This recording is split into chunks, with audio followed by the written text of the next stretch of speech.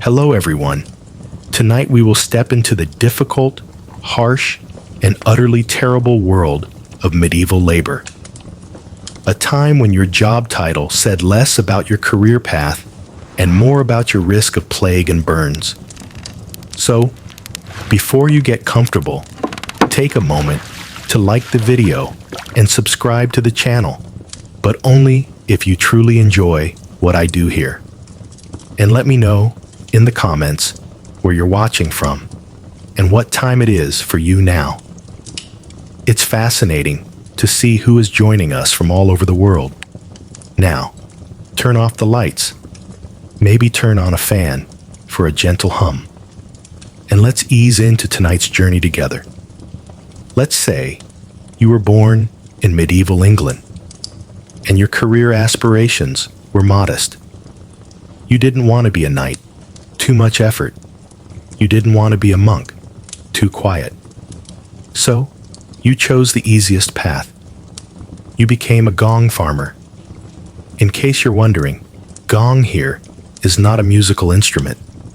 It's medieval slang for human excrement, and a gong farmer was the lucky person tasked with cleaning it out of toilets, cesspits, and wherever else medieval folk relieved themselves after a hearty meal of turnips and regret. You worked at night, not because the job was mysterious, but because it was so pungent that the townspeople didn't want to be reminded of your existence during the day. You'd arrive with a shovel, a bucket, and maybe the last shred of your dignity. You'd descend into the pit, sometimes a deep cesspool, sometimes further, depending on how productive the town had been. The good news is, gong farmers were actually well paid, sometimes even more than carpenters or roofers. The bad news is you earned every single penny while marinating in centuries of community shame. Now, health and safety weren't exactly a top priority in the 1300s. Cesspits could collapse. Methane gas could ignite. There are recorded cases of gong farmers fainting from the fumes, slipping, falling into the sludge, and dying a death that can only be described as the worst obituary ever written. As for the tools of the trade, a wooden bucket, a long-handled scoop, and occasionally a donkey, not for companionship, just to haul the cart of waste out of town. The waste was then dumped in designated landfills or used as fertilizer because nothing says organic farming like medieval human manure. Socially, gong farmers were outcasts. You weren't invited to parties, but some found camaraderie among other night soil collectors, perhaps while competing over who had a worse day. The smell. You didn't get used to it. You just stopped complaining. Eventually, it became a part of your personality. So, yes, the gong farmer may not have wielded a sword or worn a fancy hat, but they kept medieval cities from drowning in their own digestive legacy. They were the unsung heroes of sanitation, one bucket at a time. And if that sounds bad, don't worry, it gets worse. The leech collector. Let's say you weren't cut out for urban cesspits. You wanted something more natural, more outdoorsy, involving wildlife. Congratulations, you've just become a leech collector, a proud medieval professional who spent their days wading through marshes to harvest nature's tiny vampires. The job description was simple. Step into a pond, stand very still, and let leeches attach themselves to your bare legs. That's it. You were the bait. You attracted them with your warm blood, your poor life choices, and your look of utter resignation. Once the slimy bloodsuckers latched on, you'd pluck them off and drop them into a jar. Repeat until you felt faint from blood loss, then go home for a good night's sleep and a probable infection. This wasn't a niche profession either. Leeches were in high demand, thanks to medieval medicine's favorite treatment, bloodletting. Got a headache? Use a leech. Melancholy? Let's suck some of that joy out of you. The plague? Surely you just need a little less blood. Barber surgeons loved leeches like modern influencers love ring lights. They were essential, and that meant someone had to collect thousands of them. Enter you, the mobile smorgasbord of the swamp. Protective clothing? Not really. Most collectors worked barefoot and bare-legged. They were often women or the very poor. The lucky ones wore a dress. The unlucky ones wore welts. And if you were really unlucky, you'd come home with leeches still attached, growing fat and smug under your kneecaps. And the dangers didn't stop at blood-sucking. These weren't clean, sparkling garden ponds. We're talking stagnant, sludgy water filled with bacteria, frogs, and the occasional judgmental goose. You were at risk of tetanus, trench foot, and trench shame. As for pay, a pittance, maybe a few coins per dozen leeches, maybe food, but mostly you received the satisfaction of contributing to the art of phlebotomy and the slow decline of patient health. On the plus side, you were unlikely to get robbed on the way home. No one wanted to get that close. The plague barrier. So you've tried human sewage and parasitic pond duty, and you're thinking, what's next on this soul-crushing career ladder? Well, how about burying the victims of the Black Death? That's right. You, dear viewer, are now a plague barrier, because in the Middle Ages, death didn't wait for job interviews. This job came with 3 main requirements: a shovel, a strong stomach, and a complete disregard for personal safety. Protective gear? Please. At best, you might have a vinegar-soaked rag tied over your face. At worst, you had nothing but your own optimism and a bit of garlic someone swore would ward off the evil vapors. When the plague hit in the mid-14th century, people died faster than common sense at a witch trial. Entire neighborhoods emptied overnight. Bodies piled up in the streets, in homes, and in churches. Someone had to move them. That someone was you. Mass graves, or plague pits, became your daily office. You'd spend hours digging trenches wide enough to toss entire families into. Sometimes there weren't even coffins, just bundles of limbs hastily wrapped in cloth, occasionally accompanied by a chicken for good luck. Or maybe it just wandered in. And don't expect gratitude. People avoided you like, well, the plague.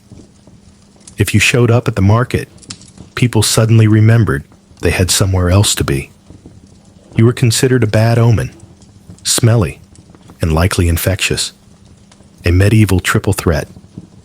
The work never ended. No weekends, no holidays. The plague didn't take a day off, and neither did you.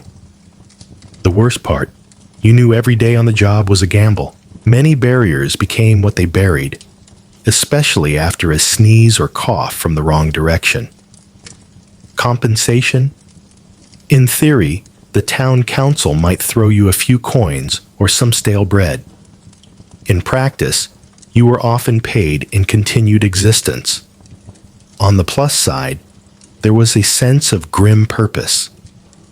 You were keeping cities from literally collapsing under the weight of death. But let's not romanticize it. You were basically playing Tetris with corpses while wondering if that weird itch on your hand was just fleas or destiny. The fuller. Welcome to the glamorous world of medieval textiles, where fashion meets fermentation, and you, the humble fuller, ensured that no one's tunic felt like a cactus. Your job? Simple. Stomp on wool soaked in human urine until it was soft enough to be considered clothing and not medieval sandpaper. You see, raw wool is greasy, stiff, and clings to everything like an unpaid intern. To turn it into wearable fabric, it needed to be fulled or cleaned, a process that involved soaking the cloth in a pungent mixture of water, clay, and yes, urine. Why? Because stale human urine contains ammonia, which helps clean and soften the fibers. Why did you have to stomp on it for hours? Because machinery hadn't been invented, and your feet were apparently God's gift to the medieval textile industry. Now, this wasn't a gentle toe-dipping situation. You were knee-deep in a vat of foul-smelling liquid, pounding the cloth with your feet like a winemaker who took a wrong turn in their career plan. And you didn't just stomp once or twice. You did this for hours a day, for years. You basically lived in a foot bath of regret and medieval funk. The stench was legendary. So much so that fulling houses were built far away from towns, not because of zoning regulations, but because no one could stand the smell of your profession existing within sniffing distance. And let's talk about health. Between trench foot, ammonia burns, and mysterious rashes with names like God's curse, your body was in constant rebellion. Oh, and if your shoes got too wet, they'd probably disintegrate by the end of the week. As for social status, let's just say fullers weren't the life of the party. You were tolerated like rats in a granary, or that cousin who won't stop talking about herbal medicine. Still, there was some job security. People always needed clothes, and wool was king.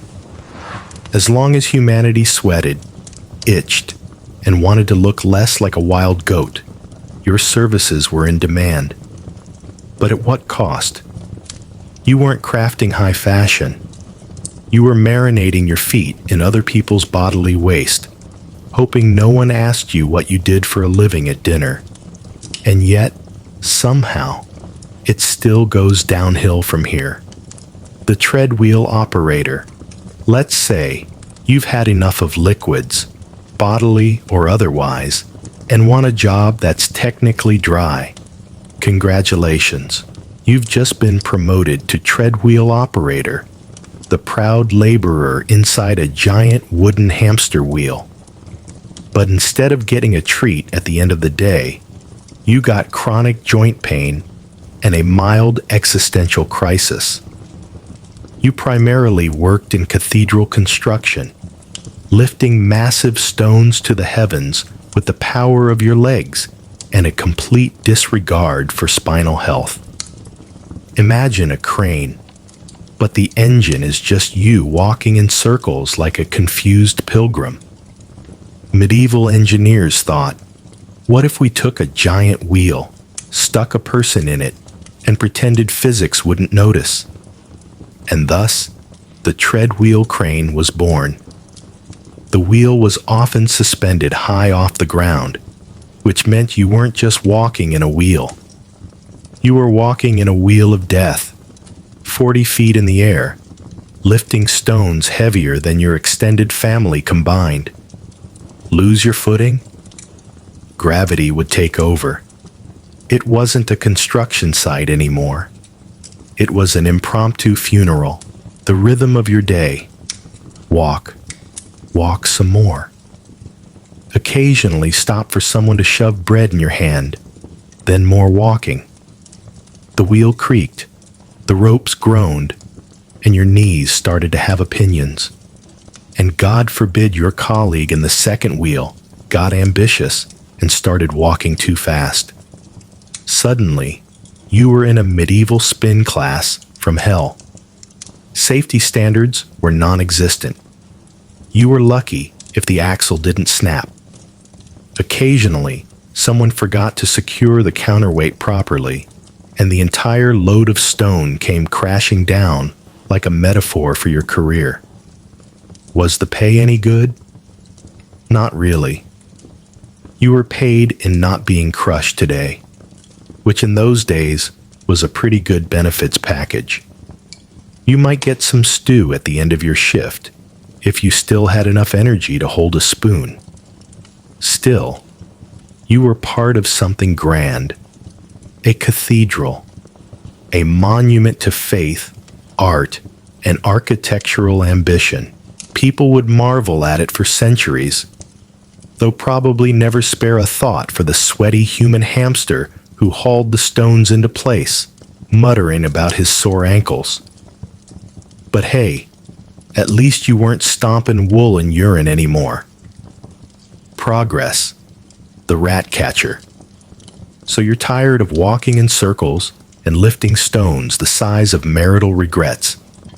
Maybe you want something with more movement, more drama, more risk of being bitten by something with fleas and bad intentions. Welcome to the glamorous life of a rat catcher, the unsung hero of urban sanitation, assuming you define a hero as someone who runs after rodents with a stick and poor decision-making skills. Rats were everywhere in the medieval world. Granaries infested, taverns overrun, castles swarming. Basically just high-end apartments for rats. And the solution to this rodent plague wasn't poison traps or science.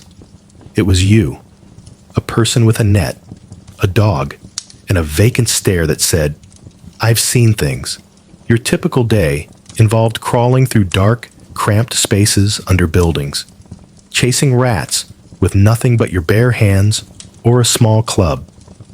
Sometimes you used ferrets, sometimes terriers, sometimes sheer desperation, all while trying not to get bitten, scratched, or sneezed on by the mobile biohazards skittering past your boots. And let's be clear, these weren't Disney rats baking pies in someone's kitchen. These were disease-carrying, plague-infested, rage-filled medieval rats. They lived on garbage, fought over scraps of bread, and probably had better health insurance than you. Tools of the trade, a sack, a torch, and maybe a pair of boiled leather gloves that offered the same protection as a soggy napkin. If you were lucky, you had a dog trained to sniff out nests. If you were unlucky, you had a torch and a lot of screaming. The pay? Let's just say no one got rich chasing rats. You might get a few coins per tail. Yes, per tail, which meant you had to carry around proof of your rat conquests, like a grim medieval loyalty program. Occasionally, towns would hire rat catchers during outbreaks, especially when people noticed an unusual spike in the number of corpses and fleas. But once the panic subsided, so did the budget and the public respect, which was about the size of a puddle. No one wanted to sit near you, talk to you, or hear about your day. But deep down, everyone was relieved you existed, because without you, the rats would have inherited the earth, or at least the granary. The whipping boy. Let's say you want to work indoors. Maybe you like kids. Maybe you dream of courtly life, silk robes, and eating something that wasn't boiled in sadness. So you get a job in the palace, looking after a young nobleman. Sounds pleasant, right? Wrong. You are the whipping boy, a living, breathing punishment substitute. In short, the prince misbehaves. You get beaten. Yes, that was a real job. You see, noble children, especially those of royal blood, were considered too important, even too sacred, to be physically punished. Can't bruise the future king just because he fed gunpowder to the cat. So instead, they assigned another child, usually of lower status, to be his constant companion. And if the prince broke a rule, you would take the lashing in front of him while he watched, hopefully with a sense of guilt, but usually with a snack. It was a strange form of moral outsourcing. You were supposed to have such a close emotional bond with the prince that he would feel terrible watching you get hit. A cute theory, unless you were dealing with a budding tyrant who thought your screams sounded like music. Your day consisted of shadowing the royal child through lessons, meals, horse riding, and sword fighting. You were his confidant, his study buddy, and on bad days, his scapegoat. If he was rude to his tutor, you got the cane. His failing Latin grade? Hope you like bruises. A temper tantrum? You'd better start limping. There was no career path either. You didn't become a senior whipping boy or a deputy chief of caning. You just got older, assuming you survived without permanent spinal curvature. Surprisingly, some whipping boys did become lifelong friends with their royal tormentors.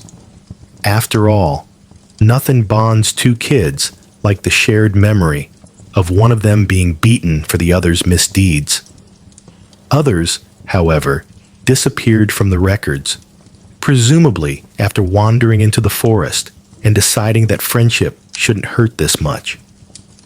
The pay, room, board, and maybe an occasional thank you note. No one built a statue for a whipping boy. But if you were lucky, you got to wear clean clothes and eat from the prince's table before getting beaten for his food fight. The lime burner. So you're fed up with rat bites and royal beatings.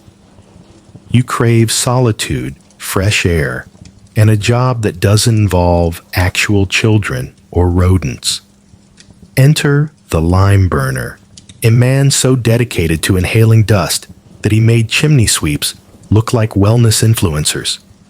Your job? To burn limestone in a scorching hot kiln to create quicklime, a crucial ingredient in everything from mortar and plaster to agriculture. And a fun twist, corpses. Yes. Quicklime was occasionally used in graves to accelerate decomposition. So your product was everywhere, in the walls, on the fields, and quietly dissolving Uncle Jeffrey behind the church. The process involved layering limestone and fuel, wood, peat, or if you were particularly eco-conscious, dried dung, into a giant oven called a lime kiln. Then you'd light it and bake it at hellish temperatures for days on end. And by you, I mean you stood next to it, shoveling material and occasionally poking it with a long stick like a medieval pizza chef, if the pizza exploded your lungs and set your shirt on fire. Breathing near a lime kiln was like hugging a volcano while inhaling chalk. The fumes were corrosive, the dust was everywhere, and there was a constant risk of spontaneous combustion. One gust of wind, and you were coughing up bits of mortar while your eyebrows quietly disintegrated. Protective equipment? You had a rag for your mouth if you were lucky, and a pair of wooden clogs if you were living large. Gloves? Please. You had calluses thick enough to count as armor. To make matters worse, quicklime reacts violently with water. So if it rained, or you accidentally sweated too much, the powder could hiss, bubble, and burn right through your skin. Nothing like being slowly dissolved by your own profession. Social life was minimal. You smelled like burnt earth, looked like a haunted chimney, and your lungs made sounds like a dying accordion. But on the plus side, people respected your work.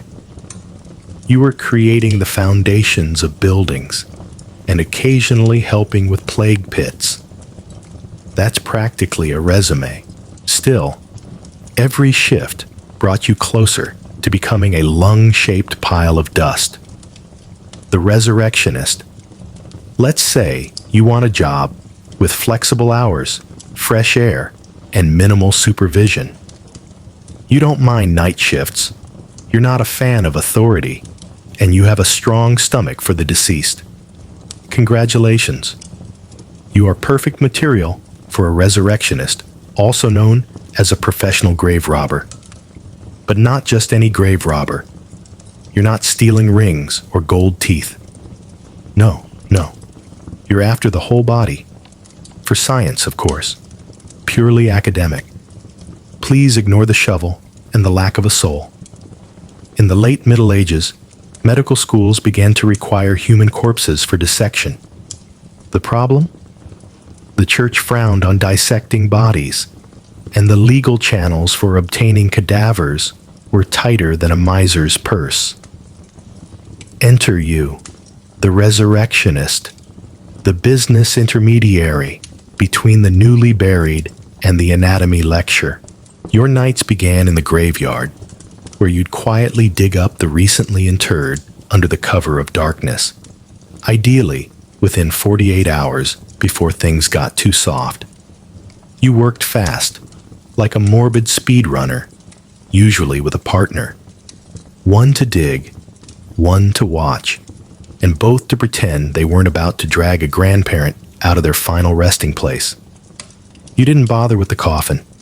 Too heavy, too noisy. You'd smash the lid, pull the body out, and leave the valuables behind. Sometimes. It wasn't theft, you argued. It was science-adjacent recycling. Of course, not everyone appreciated your role in medical advancement. The families, for example, and the church, and the local constabulary.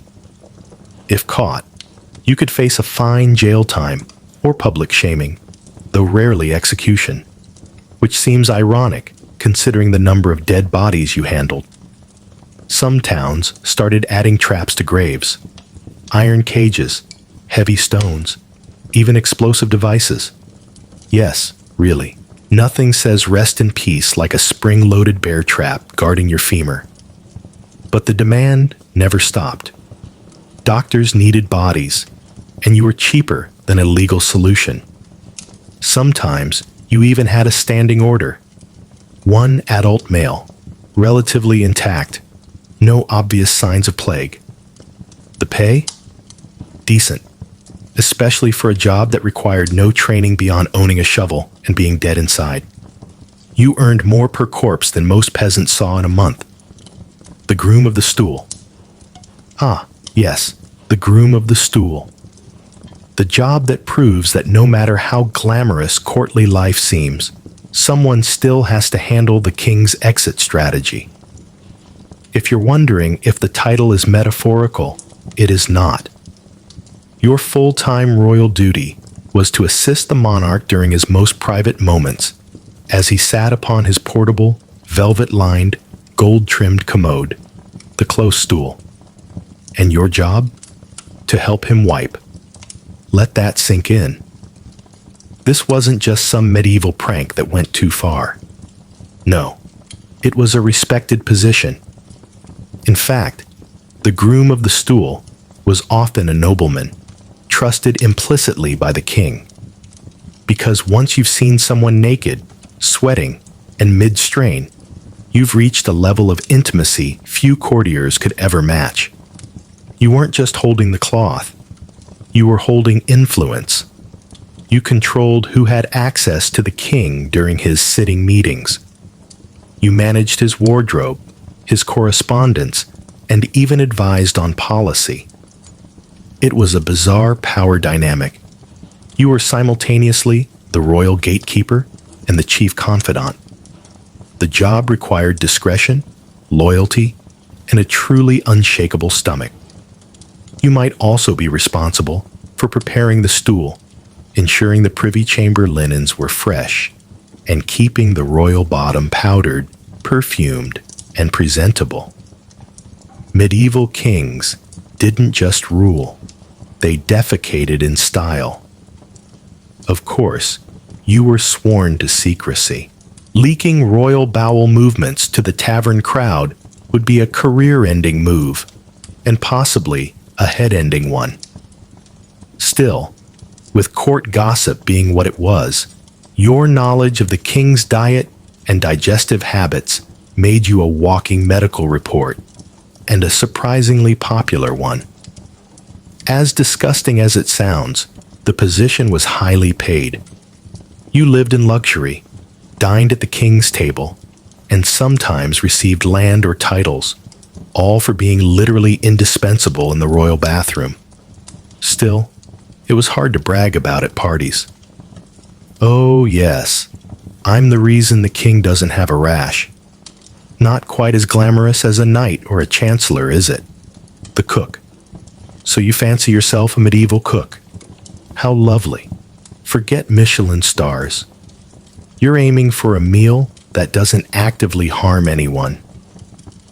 As a medieval cook, your job was less about crafting exquisite dishes and more about preventing gastrointestinal war crimes. You weren't working with the freshest ingredients. You were working with the least rotten, the stuff that smelled mostly fine and only occasionally twitched. Your tools consisted of a giant cauldron, a wooden spoon the size of a battle axe, and a roaring fire that either burned your stew or your eyebrows. Sometimes both. Recipes? Please. A medieval recipe was usually something like, take meat, boil it, add a handful of herbs, pray. Quantities were vague, directions were worse, and if someone complained, you just told them it was rustic. Working in a noble household meant higher expectations and more sophisticated ways to hide spoilage. Spices like pepper, cinnamon, and cloves weren't for flavor. They were for masking the taste of doom. If the meat was still moving, you just added more saffron. Problem solved. Poultry was feathered until 5 minutes ago. Fish, hopefully not still blinking. Everything else went into the pottage. A one-pot slurry of vegetables, grains, and scraps of meat boiled until it surrendered. The real terror, however, was feast day. Hundreds of guests, dozens of dishes, all prepared in a dark, smoky kitchen where the ceiling dripped grease. Dogs licked the floors and sometimes the food, and a scullery boy was always mysteriously missing.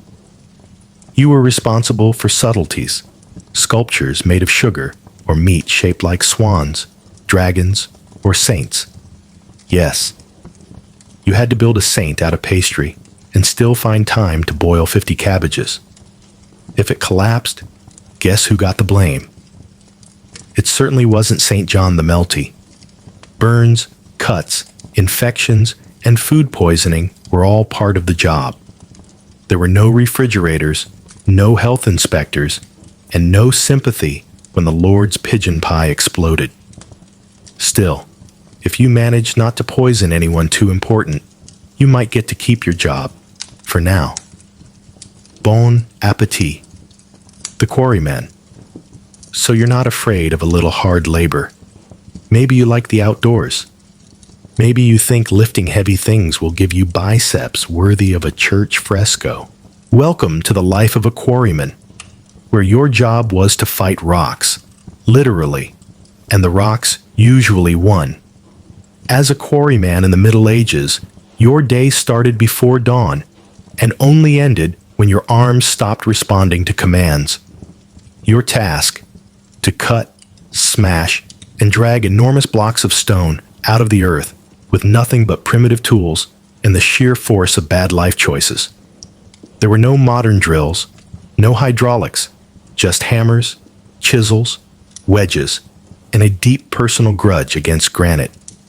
You'd start by driving iron wedges into natural cracks to split the rock, which eventually worked if you hit the same spot hard enough, often enough, while your hearing slowly retired.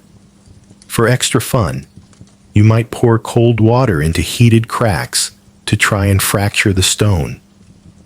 Because when your job involves thermodynamics, it's a good sign that something has gone terribly wrong. Dust was everywhere. In your lungs, in your teeth, in your bread. Goggles hadn't been invented, so you squinted and hoped today wasn't the day a stray piece of limestone introduced itself to your cornea. Let's not forget the real thrill. Cave-ins and falling rocks. One wrong tap, and you could trigger a domino effect of screaming, scrambling, and a very awkward workers' compensation hearing, which back then was just a priest saying, well, he died doing what he hated. Your reward? A few coins, a bad back, and the knowledge that your stones might one day become a cathedral or a dungeon or a toilet wall. Legacy. If you were lucky, you were assigned to quarries near limestone or sandstone, the softies of the rock world. If not, you could find yourself hewing granite, which was as forgiving as a drunk tax collector. Social status. Somewhere between a background character and a local ghost story. Romantic prospects. Only if someone had a thing for permanent grime and a conversational wheeze. But hey, at least you weren't working indoors. The war messenger. So you think you have a good cardio routine? Try being a war messenger in the Middle Ages. A job that combined marathon running, high-stakes diplomacy, and the constant risk of being mistaken for an enemy spy with really bad luck. Your job description was simple. Carry vital military information across miles of enemy-occupied terrain without getting shot, stabbed, trampled, eaten, or captured.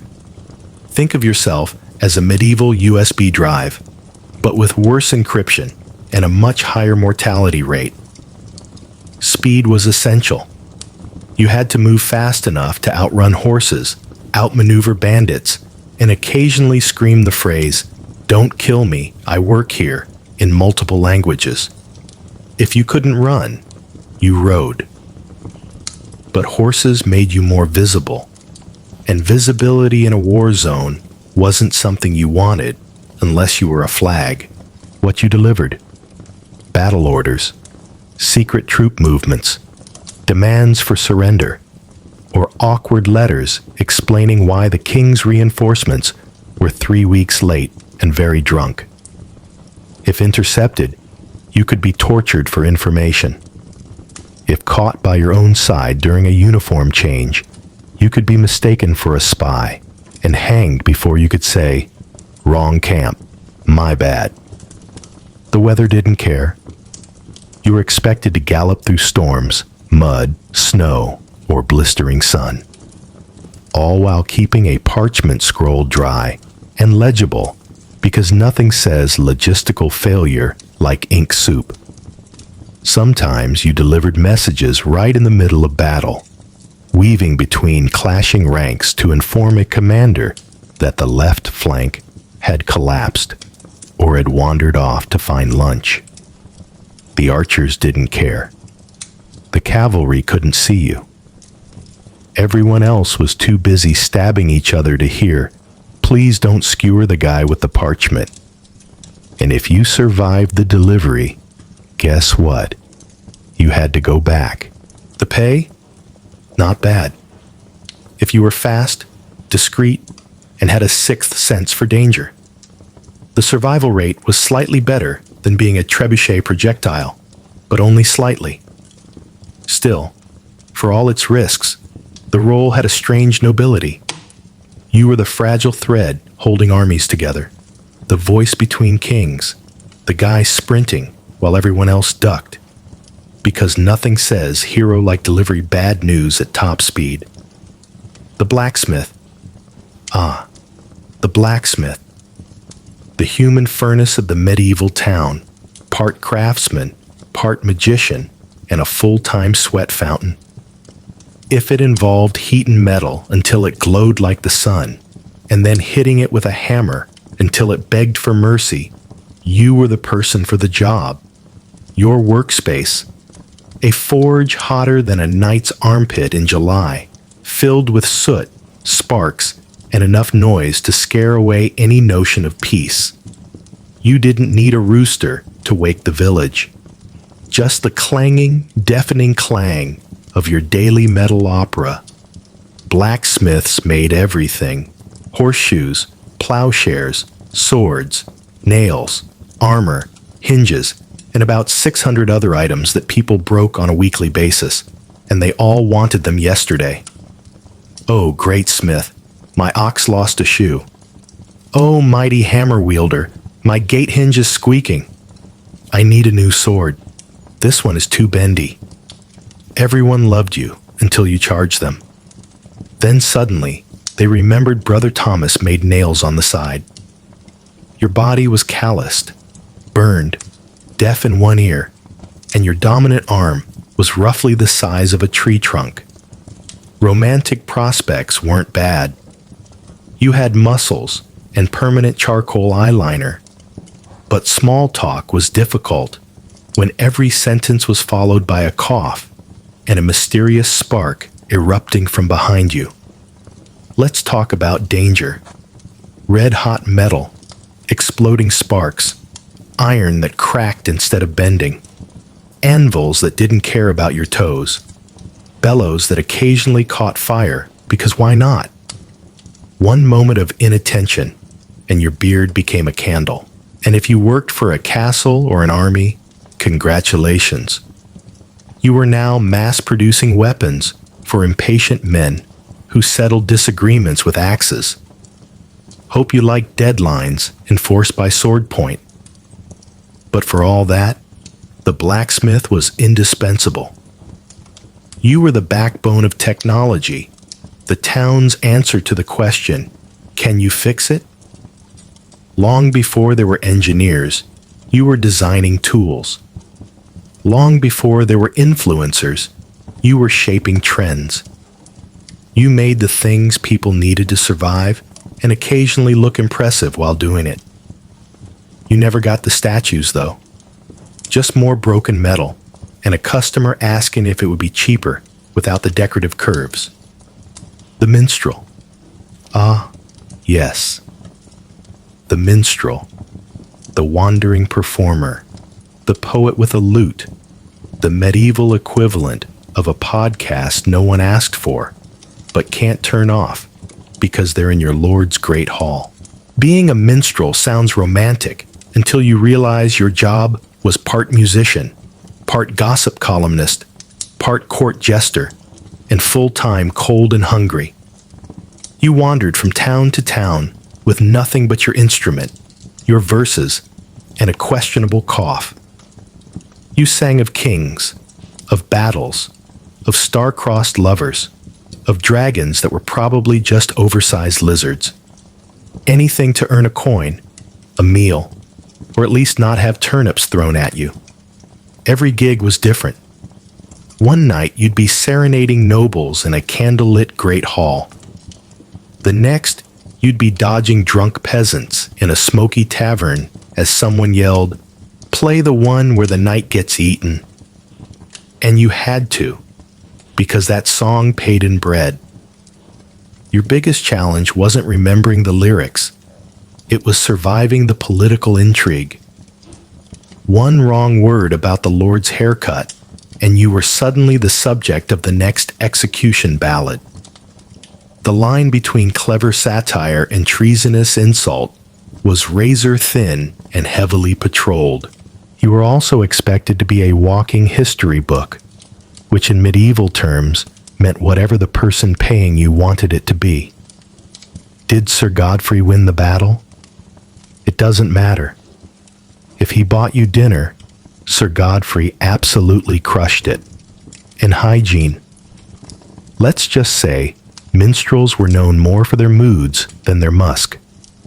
Lice, fleas, and boots with holes were standard. Your clothes smelled of campfire and failure.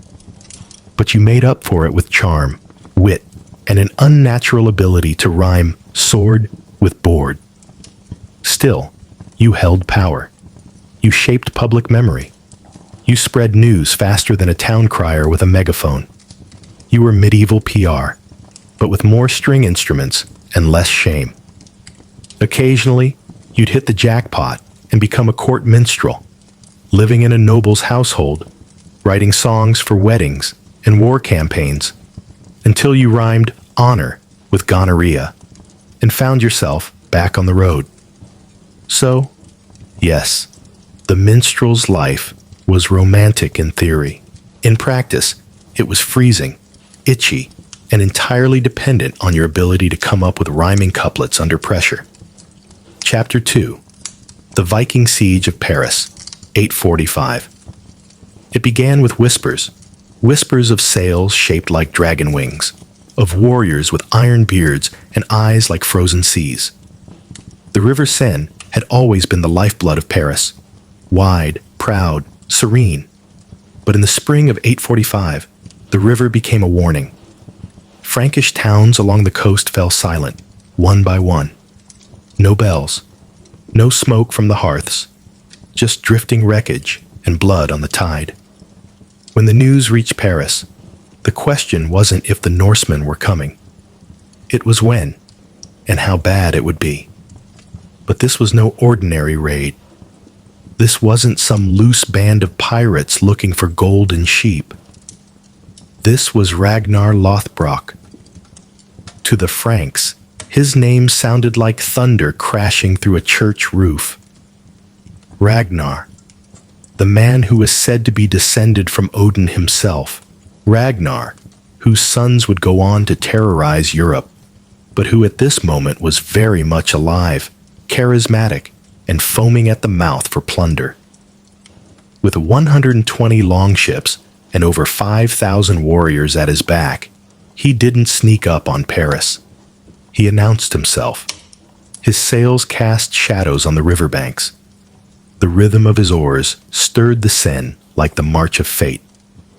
Every monastery and village along the river was plundered, burned, or enslaved. The Franks prayed. Their king, Charles the Bald, scrambled to assemble a defense, but his kingdom was stretched thin by civil war and infighting. The church cried out for divine intervention. The nobles argued over which bridge to defend, and all the while, Ragnar kept rowing. He didn't need siege engines or complex strategies. He had fire, he had fear, and he had time. The people of Paris stood on top of their half-finished walls and watched the river darken with approaching death. Mothers hid their children in cellars. Priests clutched relics. And the king's messengers, sweaty, terrified, and barely literate, begged neighboring cities for aid that would never arrive in time. The Norsemen were no longer legends whispered in taverns. They were real, and they were here. And at their prow was Ragnar, laughing, wild, and ready to make history. The arrival of the fleet. There was no mistaking them. The long, narrow hulls glided up the river like serpents. Their prows were carved into snarling beasts, eyes painted to ward off evil spirits. Only this time, the evil spirits were on board. Ragnar's fleet was not a motley crew of fishermen turned pirates. These were professionals, hardened by years of conquest in England, Ireland, and the North Sea. Each longship was a floating war machine, rowed by men who measured time in battles and blood. Their shields hung in neat rows along the sides, forming a painted wall of death. Behind them stood warriors with braided hair and tattooed arms, some wearing chainmail looted from Frankish dead, others bare-chested and smeared with mud and ash for intimidation. And it worked. As Ragnar's ships advanced up the Seine, every village and monastery in their path became a dress rehearsal for the main event. Churches outside Paris were burned. Clergy were slaughtered or dragged away in chains. Frankish soldiers who dared to resist were skewered and thrown into the river. And if the villagers were lucky, they were only robbed. If not, they were incinerated with everything they owned. Ragnar made sure to leave survivors, not out of mercy, but as a tactic. He wanted news of his fury to reach Paris before he did. He wanted the city, to marinate in its own fear. And it worked. What made this fleet so terrifying wasn't just the numbers, but the coordination. These weren't berserkers attacking blindly. Ragnar divided his forces like a chess master. Some raided inland, sacking monasteries like Saint-Denis. Others guarded the ships, and always the river was their highway and their lifeline. And then, like a cruel climax, they were at the gates of Paris. The Frankish capital, still reeling from civil wars, famine, and disease, now faced an army that didn't negotiate, only plundered. At the walls, Ragnar ordered captured Frankish villages to be set ablaze within sight of the city gates. The smoke rose like a dark prophecy. He wasn't just threatening the city, he was daring them to stop him. And as the flames reflected off the Seine and onto his painted sails, Ragnar looked at the stone walls of Paris, not with fear or reverence, but with hunger. Because for Ragnar, Paris wasn't a challenge. It was a prize. The siege begins. Paris in 845 was not yet the towering fortress of later centuries. It was a city huddled on an island, the Ile de la Cité, flanked by 2 wooden bridges and protected by makeshift walls. Its defenses were meager, mostly local militia, sword-wielding monks, and nobles more concerned with their titles than with warfare. In short, it was dinner for Ragnar. The Viking leader wasted no time. Upon arrival, he launched a probing attack on the suburbs, testing the defenders' resolve. What he found was laughable. The Frankish response was disorganized, slow, and terrified. So Ragnar moved in, encircling the heart of Paris. He split his forces, surrounding the island from both banks of the river. The Seine was now his. No boats in, no boats out. Trade stopped. Food trickled. Panic spread. Ragnar's men lit campfires on all sides, playing dice, drinking mead, and sharpening their blades just within earshot of the city walls. They knew the waiting game well. The longer the siege, the weaker the prey. Paris tried to fight back. Archers were stationed along the bridges. Bells rang constantly. Priests held mass 3 times a day, begging for divine intervention while ignoring the stench of fear in the air. The Franks attempted a counterattack, a sortie from one of the bridges, but it ended in disaster. Ragnar's men feigned a retreat, lured the Franks into open ground, and ambushed them. The bodies floated back to the city, bloated and broken. Ragnar, ever the showman, escalated things. He captured dozens of Frankish soldiers in a skirmish. Instead of holding them for ransom, he had them crucified on the riverbank. He left their bodies for all of Paris to see, as if to say, "Your prayers mean nothing to me." Inside the walls, starvation began to creep in.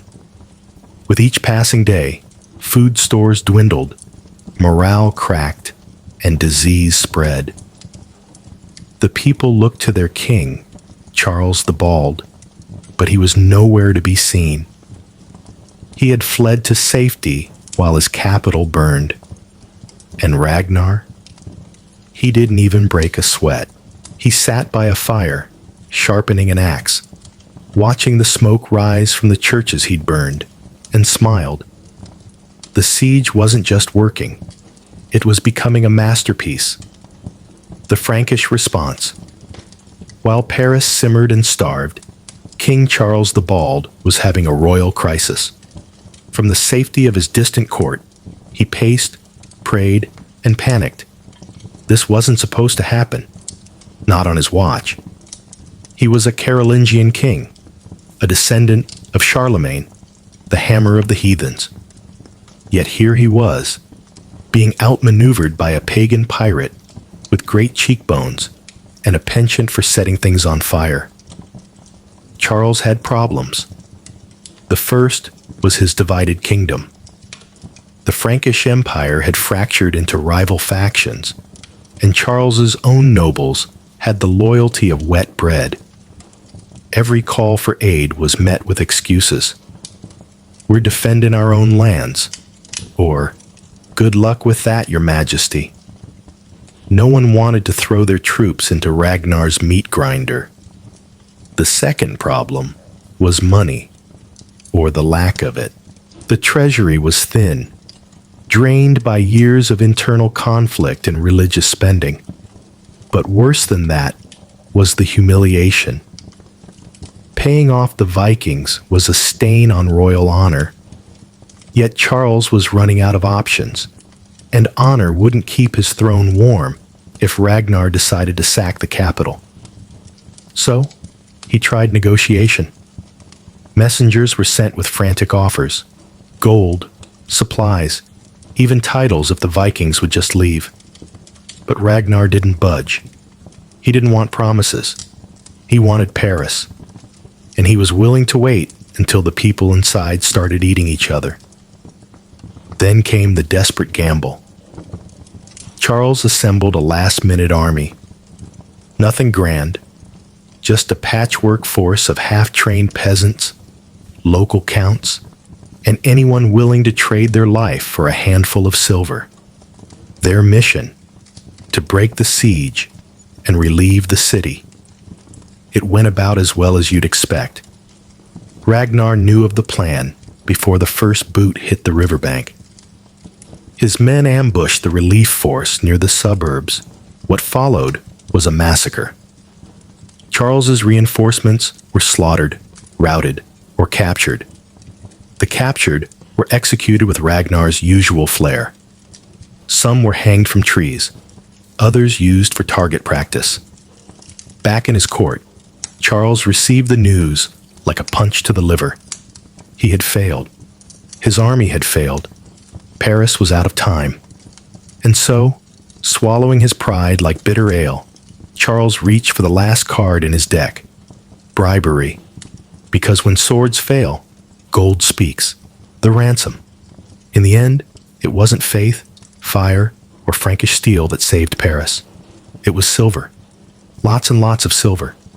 Charles the Bald, out of troops and out of excuses, did what every ruler dreads. He made a deal. It wasn't brave. It wasn't glorious. It was survival. And it came with a humiliating price tag: 7,000 livres of silver. That's over 2.5 tons of treasure. Enough to bankrupt a region, and enough to make Ragnar's beard twitch with delight. But Charles wasn't negotiating from a position of strength. He was negotiating from his knees. His envoys approached Ragnar's camp with trembling hands and bulging money bags. No bravado, no threats, just a desperate plea. Take the silver, leave the city, and maybe, just maybe, leave us a shred of dignity. Ragnar, ever the professional, didn't gloat, at least not immediately. He listened, narrowed his eyes in thought, and probably pretended to consider refusing the offer for dramatic effect. But of course, he took it. He hadn't dragged 5,000 warriors halfway across France to play demolition with some mediocre walls. He came for treasure, and the Frankish king had just opened the vault.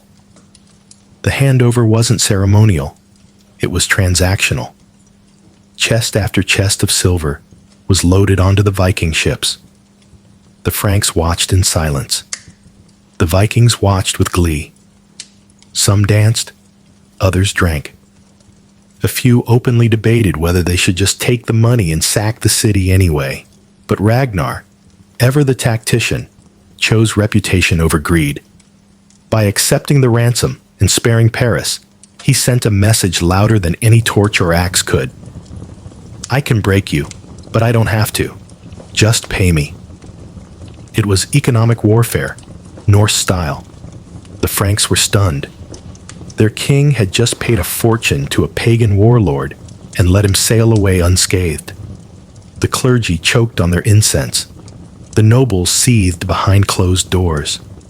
But the citizens? They were just relieved to be alive. The siege was lifted, the bridges cleared, the fires died down, and Ragnar? He loaded his silver, raised his sails, and began his journey home, victorious, unscathed, paid like a king by a man who actually was one. And behind him, Paris stood smoldering, not in ruins, but in shame. The aftermath and legacy, with silver clinking in his ship's hold and smoke curling in the distance, Ragnar turned his longships back down the Seine, not as a fleeing raider, but as a conqueror, leaving on his own terms. His warriors sang, their voices echoing off the riverbanks like the final laugh of a villain who got away with everything. Ragnar hadn't just won a battle, he'd won a legend. As the fleet drifted downstream, they passed the ruined villages, burned out abbeys, and plundered monasteries they had ravaged on their way up. Nothing stood in their way.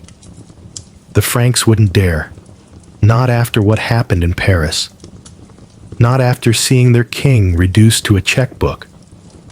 Some legends say Ragnar had his ship so laden with silver that he had to throw some overboard to keep them afloat. Others claim he paraded crucified Frankish prisoners as a parting gift. Whatever the truth, one thing was certain. Ragnar left Francia richer, more infamous, and completely unscathed. There was no real attempt to stop him. Charles the Bald, licking his wounds, had no appetite for another humiliation. And even if he had, he no longer had the resources or the trust of his people to do anything about it. He had paid the wolf and now had to live with the smell of blood on his doorstep. For Ragnar, the journey home wasn't just a retreat. It was a victory parade. His fame exploded across Europe. To the Norse, he was a living legend, proof that the gods favored the bold.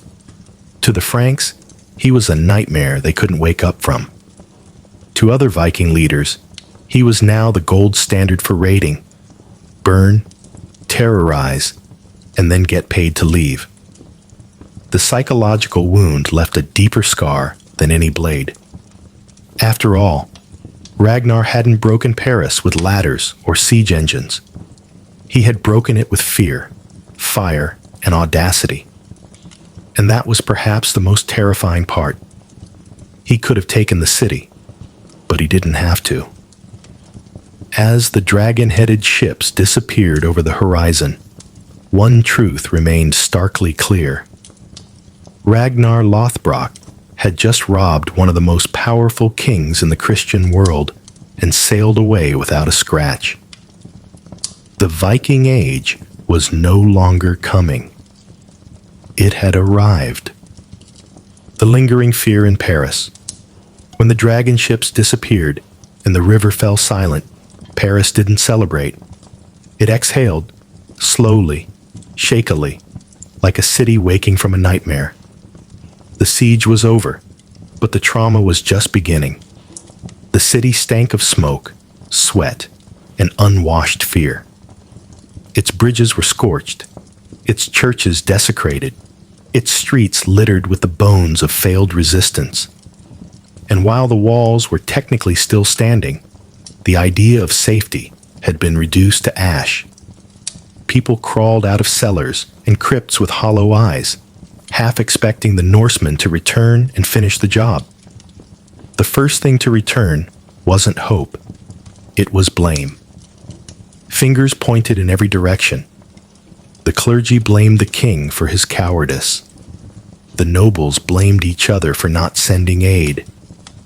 The common people blamed them both. And hanging over it all was the bitter truth. Charles the Bald had paid the enemy and left his capital to rot. There was no way to spin it as a tactical retreat or clever diplomacy. Everyone knew what it was, a payment born of panic.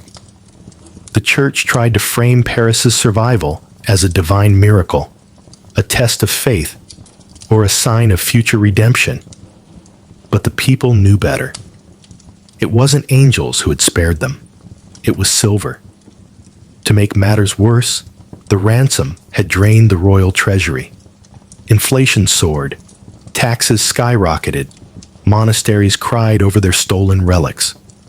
The countryside, already weary from years of civil war and famine, buckled further.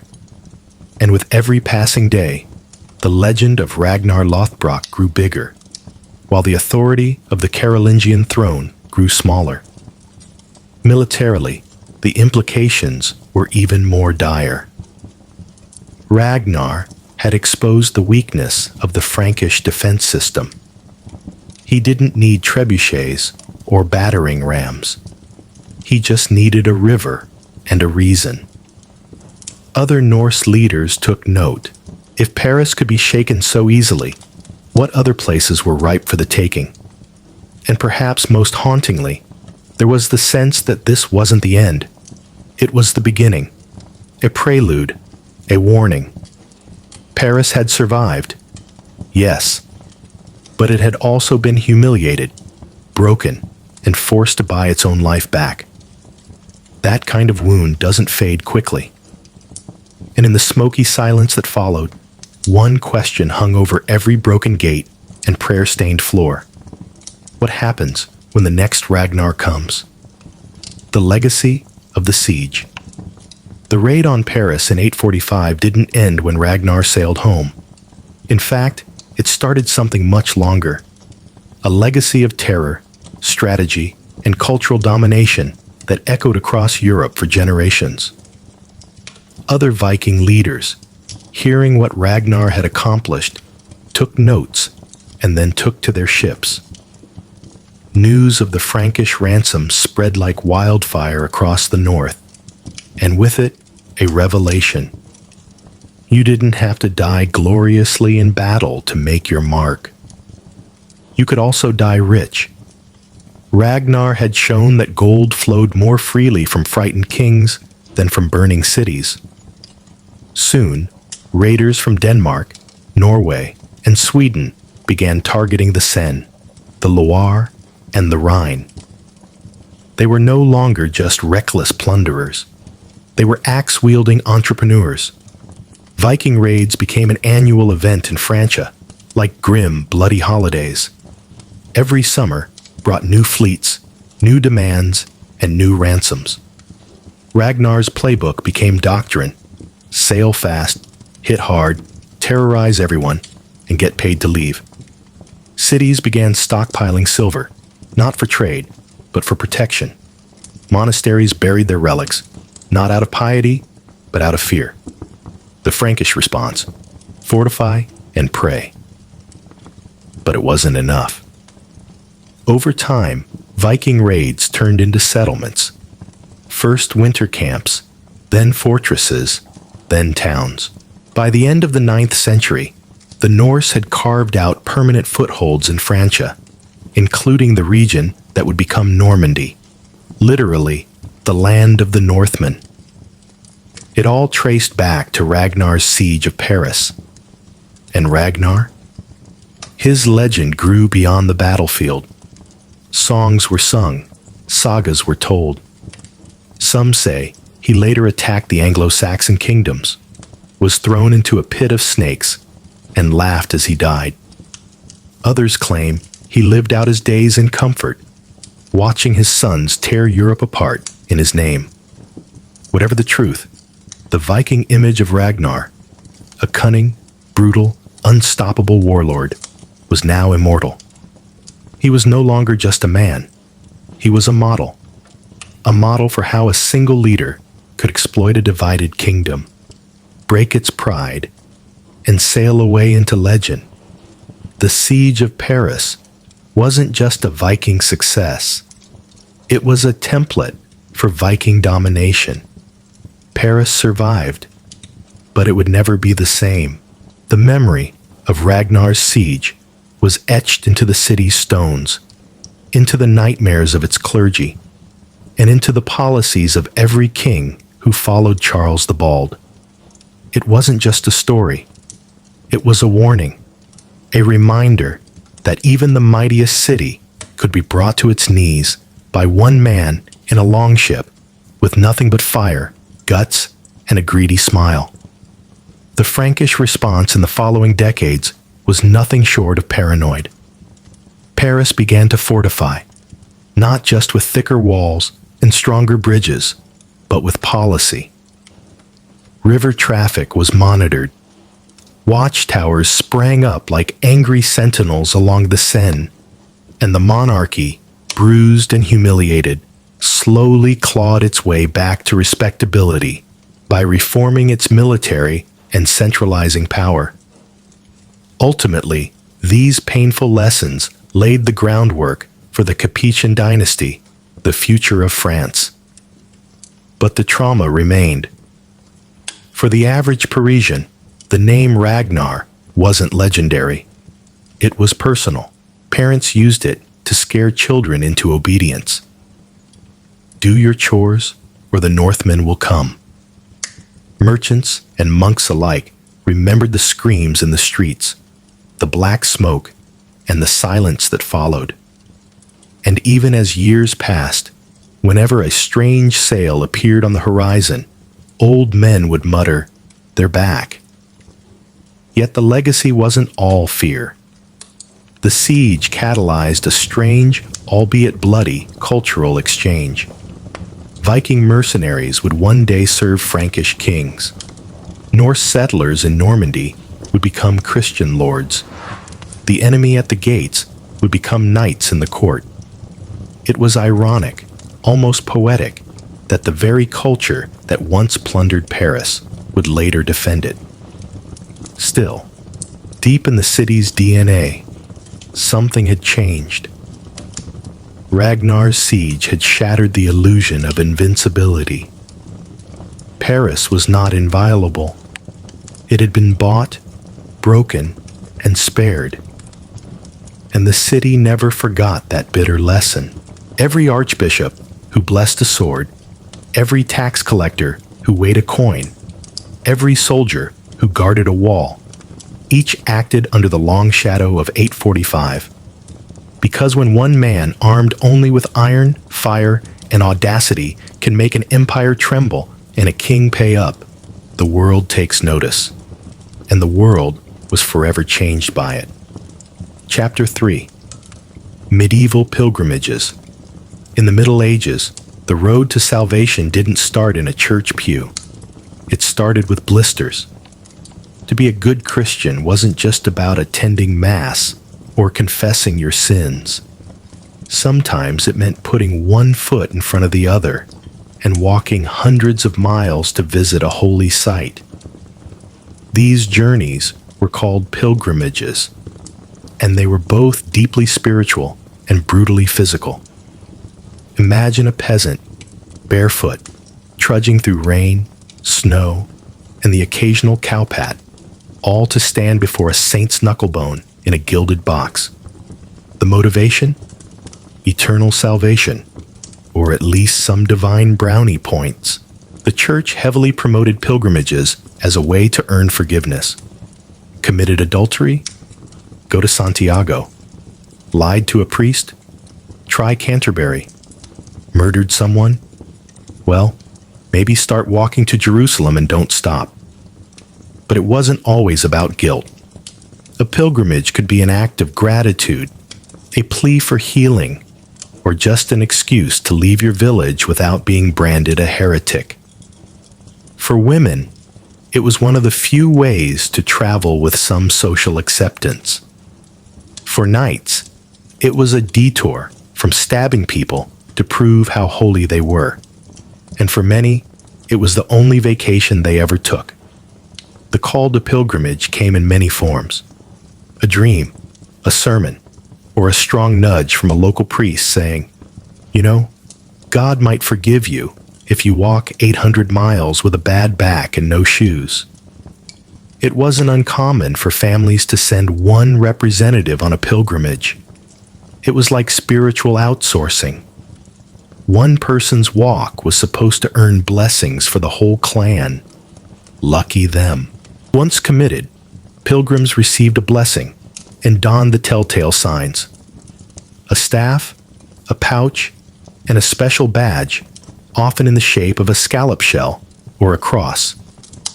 These symbols marked them as holy wanderers, not vagrants, which was an important distinction when sleeping in barns and begging for food. But make no mistake, a pilgrimage was no country stroll. It was a journey of exhaustion, uncertainty, and a fragile hope that at the end of the road, something sacred would be waiting.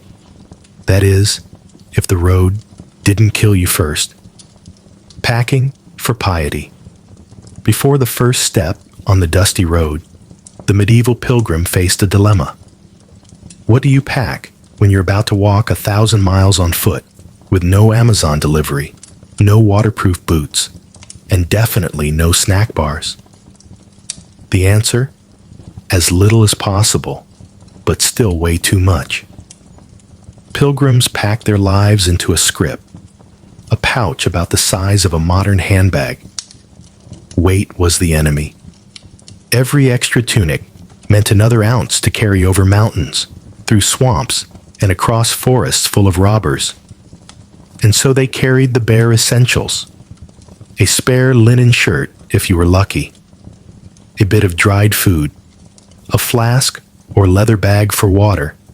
And maybe, just maybe, a small religious token to remind you that your suffering was totally on purpose. Then came the staff. This wasn't a hiking accessory.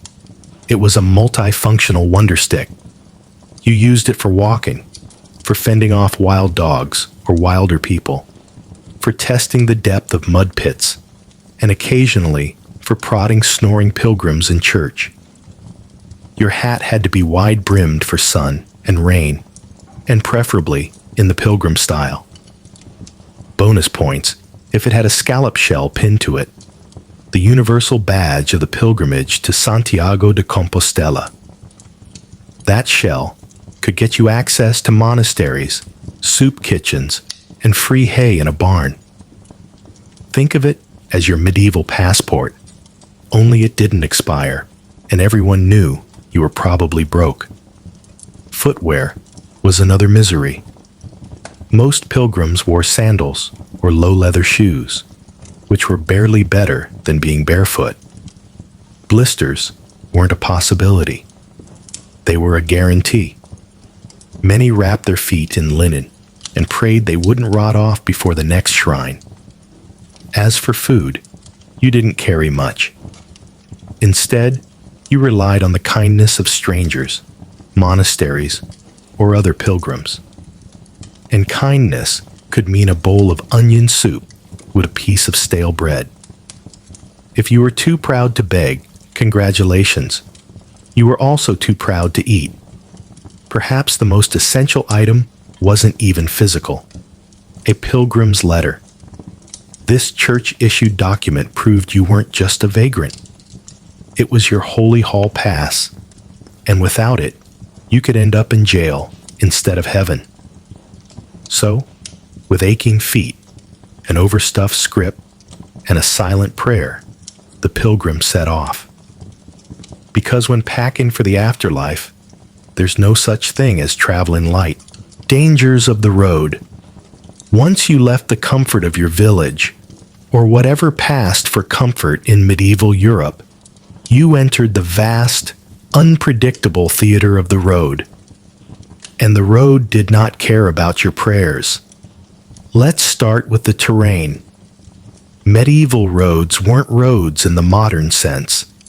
They were glorified footpaths or muddy death traps depending on the weather.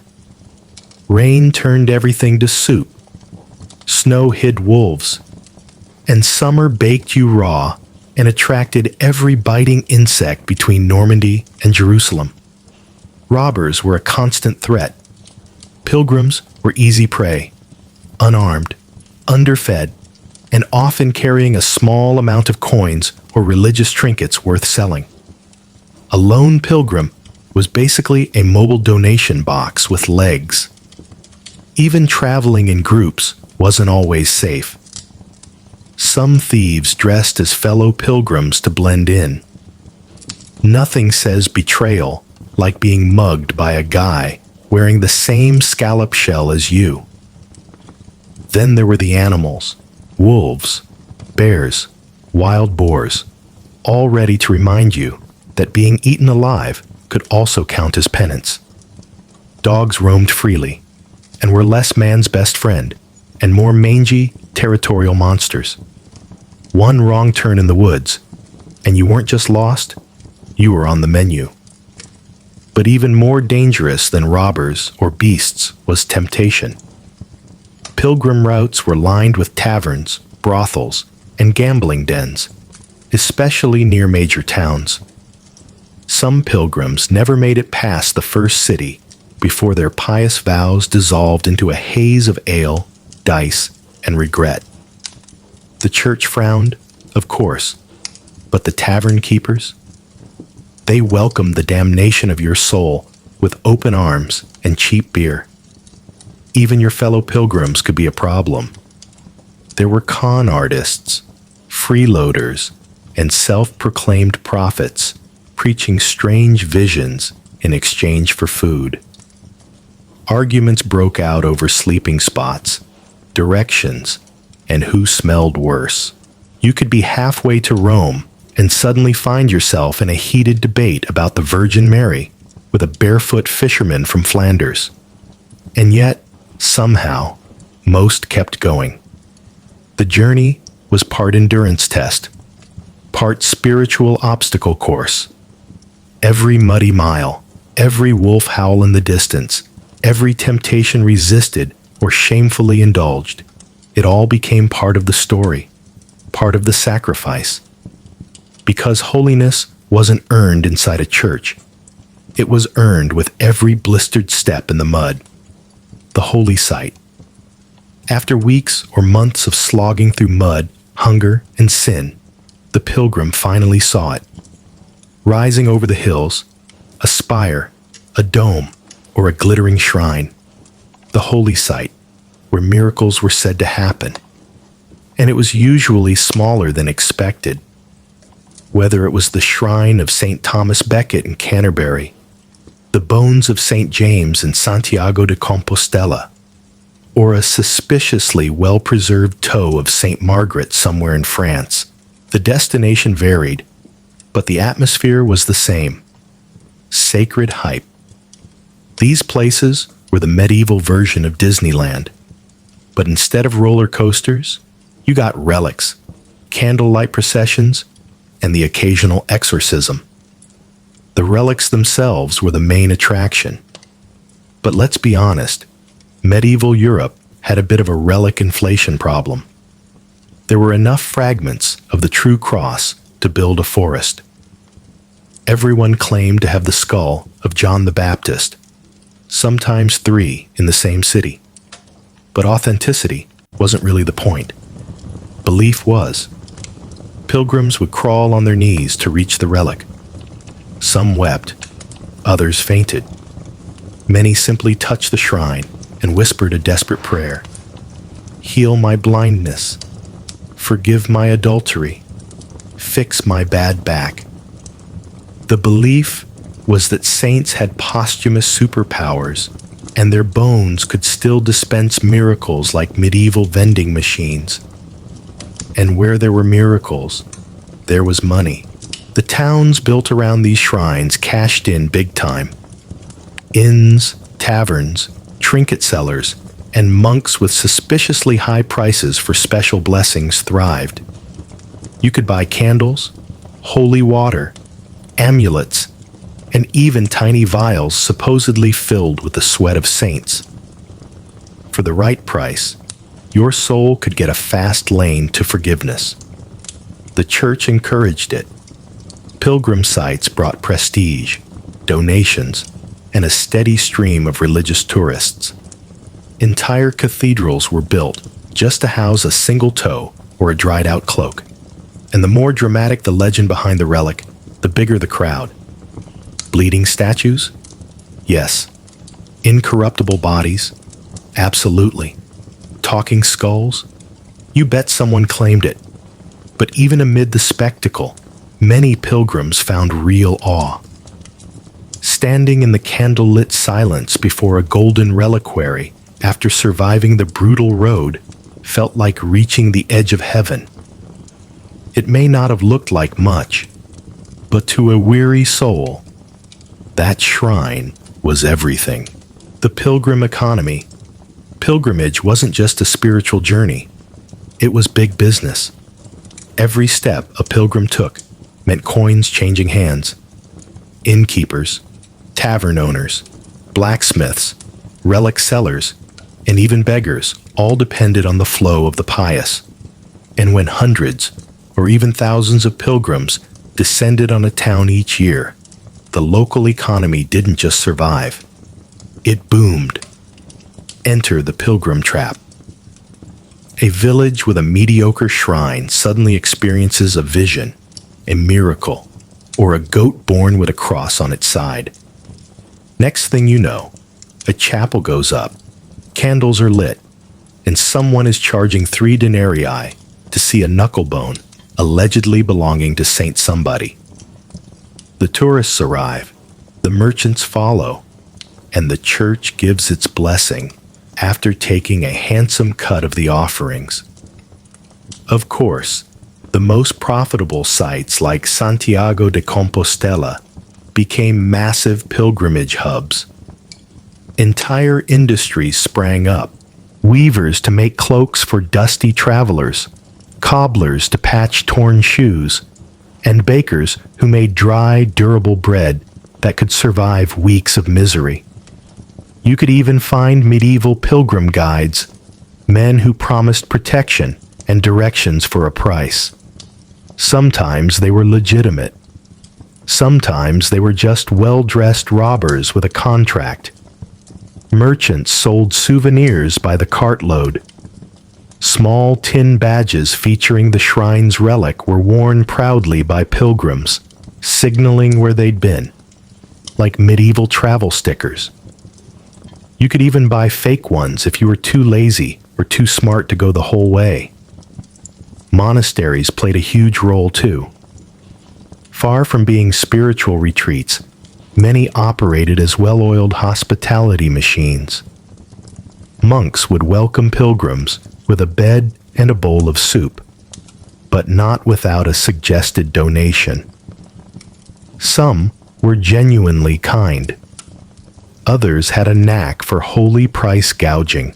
And then there were the scammers, fake relics, staged miracles, phony monks, and self-proclaimed holy men promising divine healing in exchange for all your worldly possessions.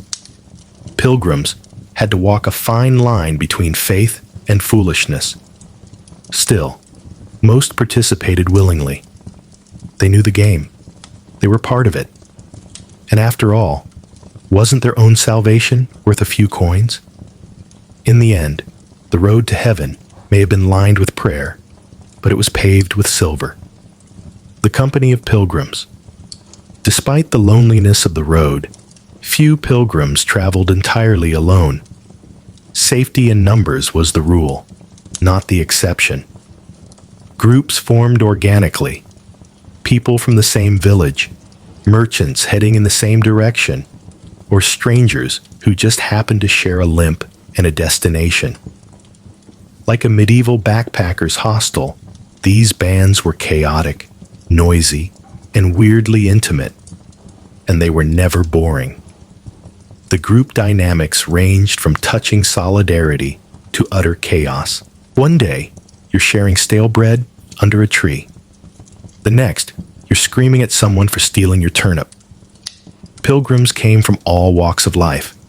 Nobles, peasants, monks, widows, merchants, and repentant criminals. What could possibly go wrong? Language barriers didn't help. A German pilgrim might travel with an English peasant and a Breton nun. The result?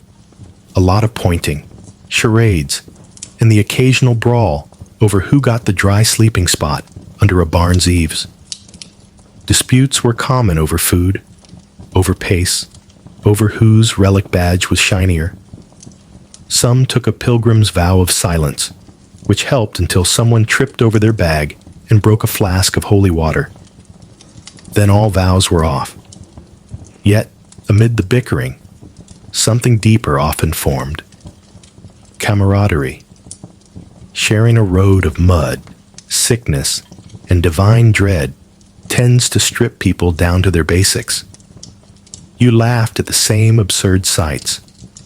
You carried each other when someone got sick. You prayed together when the wolves howled too close. You cried when someone died on the road, which happened far more often than anyone liked to admit. There were also moments of strange joy. Impromptu sing-alongs, storytelling around a fire, acts of kindness from total strangers, a shared loaf of bread, a dry cloak, or a silent hand on a shoulder at a shrine. It wasn't all suffering. Some pilgrims said the companionship was the best part. Many returned home with new friends, letters from faraway places, or stories about the Italian guy who could juggle knives and recite psalms. Others parted ways quietly, slipping off at a fork in the road with a nod and a prayer. Because on the pilgrim's road, people came and went like clouds, but the journey always moved forward. Piety and pride. Not every pilgrim traveled with pure intentions. Sure, many set out with sincere goals, penance, healing, a fresh start. But the medieval world, like ours, was full of contradictions. And nowhere did piety and pride collide more hilariously than on the pilgrim's road. Some pilgrims were more concerned with how they were perceived than why they were there. These were the ones who made sure everyone knew how far they'd walked, how much they'd suffered, and how many times they'd prayed on nothing but a moldy loaf of bread. Humility was optional. Dramatic storytelling was absolutely required. Then came the fashion pilgrims. Yes, really. Wealthy nobles often dressed the part of a humble traveler, but with expensive cloaks, carved staffs, and embroidered scripts. They'd hire servants to carry their luggage and sometimes even ride a horse for most of the way. Because nothing says spiritual suffering like a mobile feather bed. And while most pilgrims walked every painful mile, others found shortcuts, both physical and spiritual. Some hired carts for part of the journey, or paid others to carry them. A few simply bought pilgrim badges at a market and skipped the trip altogether. Why risk wolves and dysentery when you could fake it with a shiny tin shell and a good lie? But spiritual cheating had consequences. The church frowned on what they called false pilgrims. Some towns even posted guards on major pilgrim routes to check papers and verify intentions. But enforcement was spotty and full of loopholes. As long as you rang the right bells and dropped the right coins in the donation box, few asked questions. Still, even amid the cheaters and the peacocks, genuine piety burned bright. Many pilgrims confessed daily, walked barefoot, or subjected themselves to extreme discomfort for the good of their souls. Some even carried heavy crosses or flagellated themselves along the way. Others traveled in silence, or vowed not to eat meat, drink wine, or even speak until they reached their holy goal. The line between devotion and showing off was thin, and often trampled by muddy feet and human nature. Because in the end, pilgrimage wasn't about being perfect. It was about being present, limping, sweaty, occasionally lying about your blisters, but still on the road. The return home. Eventually, every pilgrimage ended, either at a shrine, in a grave, or for the lucky ones, back home. But the return home wasn't always the triumphant homecoming many envisioned. First, there were the physical realities. Most pilgrims returned with fewer teeth, fewer coins, and more scars, both physical and emotional. Feet were permanently misshapen, backs were hunched, and some had picked up strange diseases with names no village healer could pronounce. You didn't just bring back a badge. You brought back trauma, tendinitis, and stories about a Flemish man who snored like a war horn. Then came the expectations. Villages often greeted returning pilgrims with ceremony. You were supposed to be holier now, wiser, more serene. People expected you to pray harder, sin less, and maybe smell like frankincense. Instead, many pilgrims staggered home hungry, irritable, and more interested in ale than blessings. Some returned disappointed. They had walked hundreds of miles, kissed a saint's bone, wept at an altar, and nothing had changed. No miracle, no divine voice. Their sickness remained. Their guilt remained. The only thing that felt lighter was their purse. For these pilgrims, disillusionment hit harder than a robber's club. Yet others returned transformed, not by the relics or the rituals, but by the road itself. Walking day after day, meeting strangers, seeing distant lands. It had opened their understanding of the world. Some became storytellers. Some joined monasteries. Others simply became more patient with their neighbors' noisy chickens. The road had taught them humility, empathy, and endurance in a way no sermon ever could. And let's not forget the bragging rights. Pilgrim badges were worn like armor in the village tavern. A tin shell from Santiago was worth a free drink. A scrap of cloth from Jerusalem? You'd be telling that story until the day you died. Whether the journey changed your soul or not, it certainly upgraded your reputation. Even those who had cheated or failed to complete the pilgrimage found a strange kind of peace in having tried. The effort itself became the offering. Because in the Middle Ages, to return from a pilgrimage at all, changed or not, meant one thing. You had dared to walk the road to heaven and had somehow made it back. The legacy of pilgrimage. Though centuries have passed and jet planes have replaced blistered feet, the echoes of the medieval pilgrimage still shape our world. In its time, pilgrimage was more than just a personal journey. It was a cultural engine. Routes like the Camino de Santiago, the Via Francigena, and the road to Canterbury helped stitch medieval Europe together. Pilgrims crossed borders, shared stories, swapped dialects, and unwittingly built the foundation for something revolutionary, a common European identity. Roads were improved because of pilgrims. Inns and hospitals were built for them. Villages became towns. Towns became cities. Commerce followed the dusty boots of the pious, and in many cases remained long after they were gone.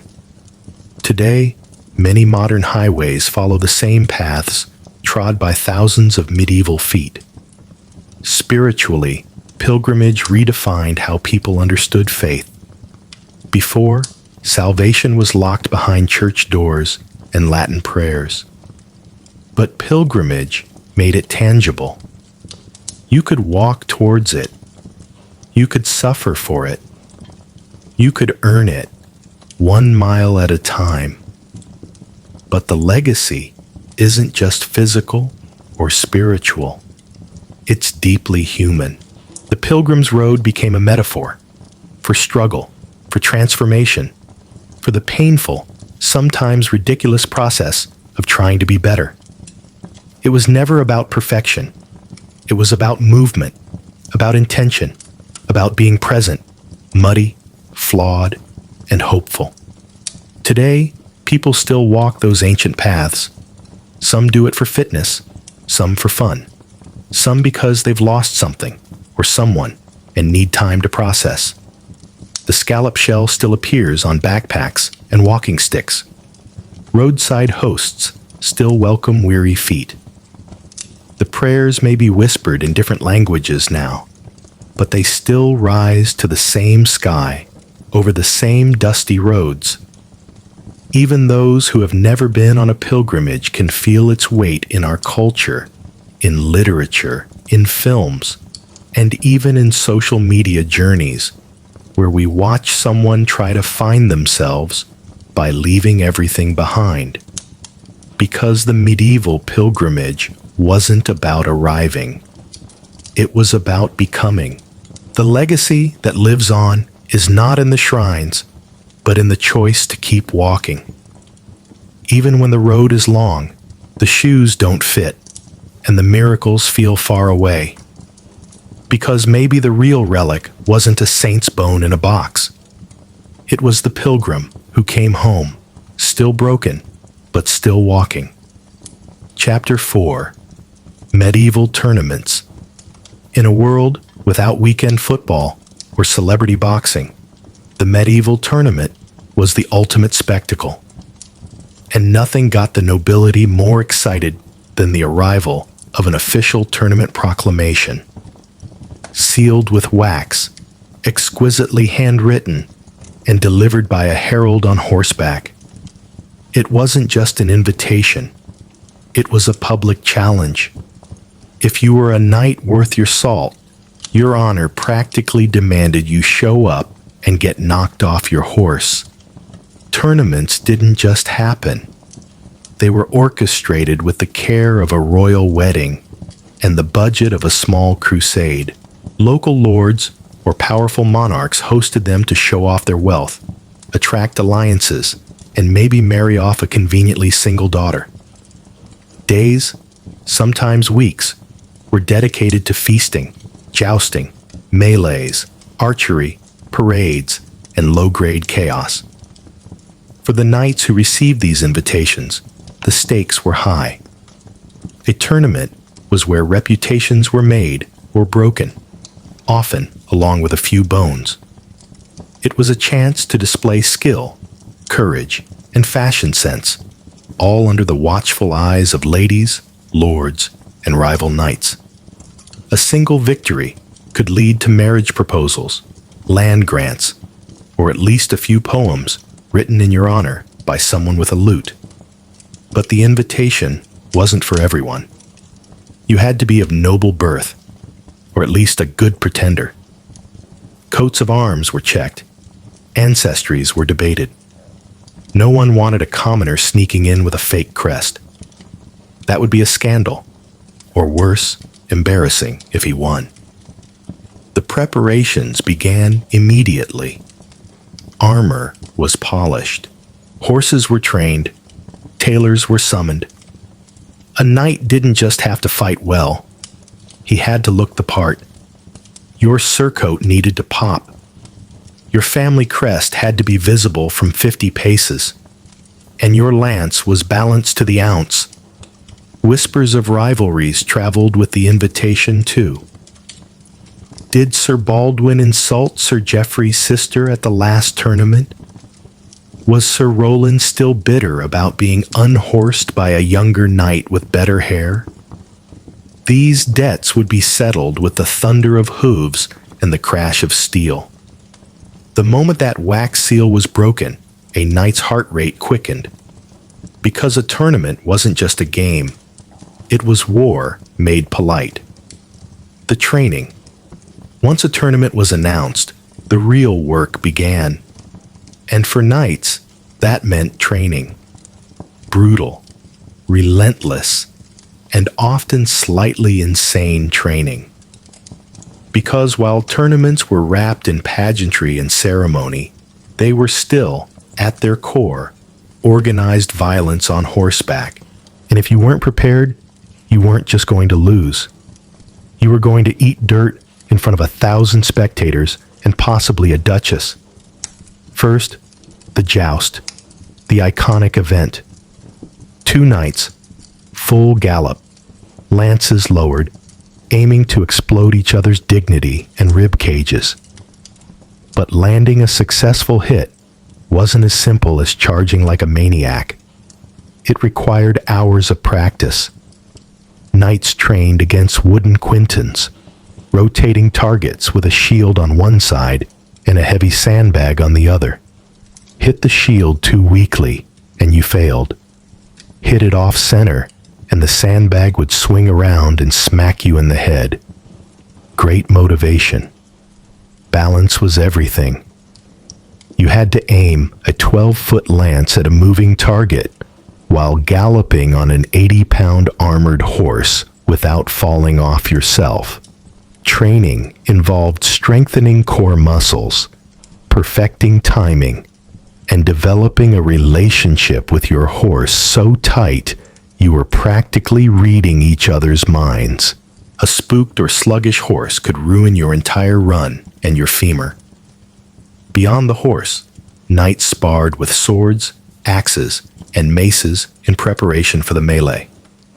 Basically, a team brawl with fewer rules and more bruises. This was the part of the tournament that simulated real battle. It could last for hours, involve dozens of combatants, and often ended with dislocated shoulders, broken noses, or unconscious nobles being dragged out of the mud by their squires. And the squires, they trained too. They were responsible for everything. Hauling armor, tending to horses, handing off weapons mid-fight, and patching up wounds with a mixture of herbs and panic. A good squire could mean the difference between glory and humiliation. A bad one might accidentally hand you your ceremonial sword instead of your battle-ready one. Oops. The training was exhausting, dangerous, and sometimes lethal. But knights embraced it as part of the code. You didn't just train to win, you trained to survive. Because no matter how much the songs romanticized it, tournaments weren't gentle tales of chivalry. They were battlefields with a dress code, the fashion and heraldry. Before a single lance was shattered, tournaments were a battlefield of style. Knights didn't just arrive, they made an entrance. And everything from their surcoats to the embroidery on their horse blankets screamed one thing: status. You weren't just a warrior, you were a mobile family brand. And your colors, symbols, and choice of attire said more than any war cry ever could.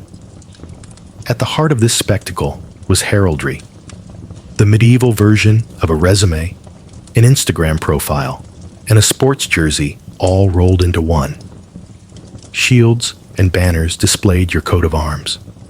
Lions for courage, crosses for piety, and mythical beasts for those who clearly had something to prove. Every color, every pattern had meaning.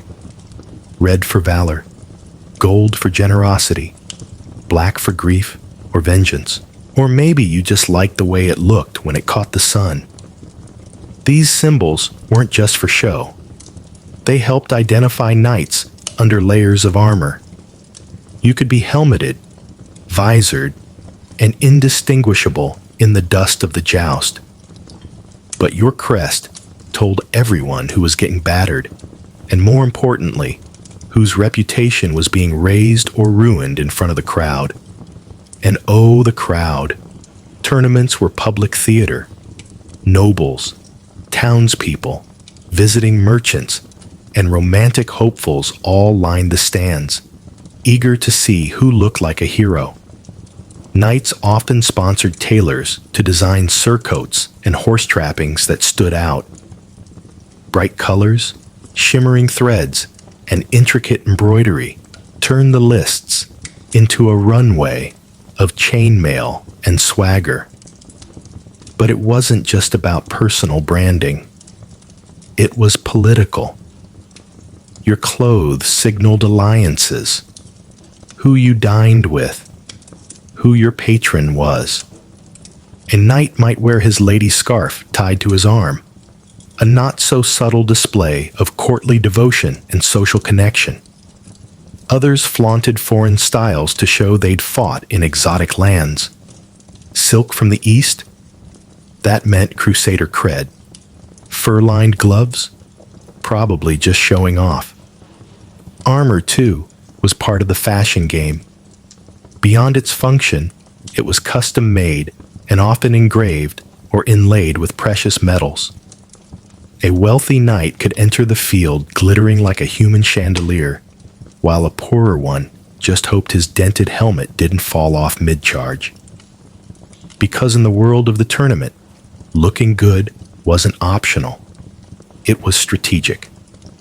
The parade and the vows. Before a single lance was lowered or a sword was drawn, the tournament began with a display of pageantry that made royal coronations look like backyard barbecues. This was the Grand Parade, a slow, glittering procession of egos, armor, and heraldry, designed to impress, intimidate, and charm the watching crowd.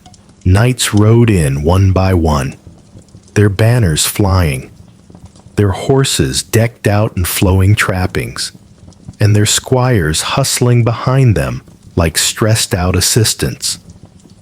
Each knight's name was announced by heralds, who sometimes added juicy commentary like, "The victor of the last 3 tournaments," or "He who once split a man's helmet in 2." Humility was not the mood. The ladies of the court watched from silk-draped stands, judging the competitors like medieval talent scouts. Noble lords sized up potential allies or rivals. And among the cheering peasants, bets were already being placed. Would Sir Geoffrey unhorse that smug Italian guy again? Would anyone fall off their horse during the opening salute? You never knew. And that was half the fun. After the parade came the vows.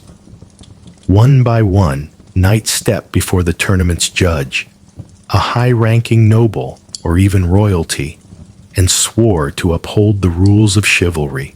That meant no hitting a man who'd lost his helmet, no attacking from behind, and absolutely no stabbing your opponent when he was already on the ground.